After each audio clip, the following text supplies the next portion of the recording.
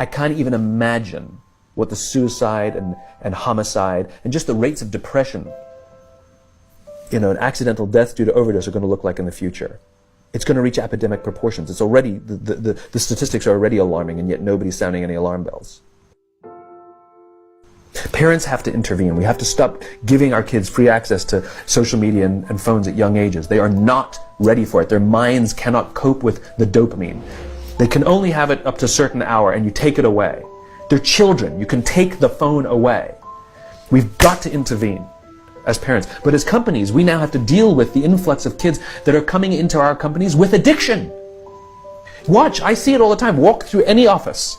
You'll see the older employees have their phones on the sides of their computers as they're working. You'll see the youngest employees have their phones face up in front of their keyboards between their arms as they're working. And this is how they work.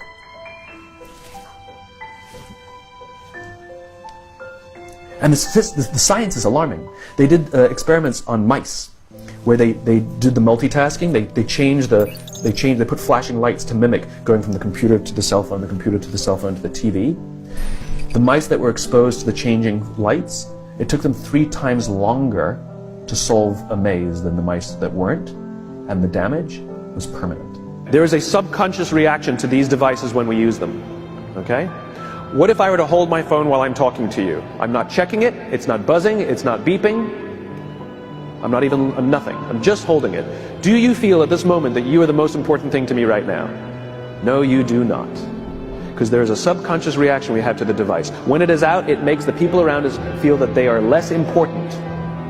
So when we're walking down the halls in our offices and somebody says, hey boss, can I ask you a question? You go, sure, what's on your mind? We've just told them they're not that important. Or we can go, sure, what's on your mind? And if you don't have a pocket, find a shelf, put it on the shelf, come back and say, sure, what's on your mind?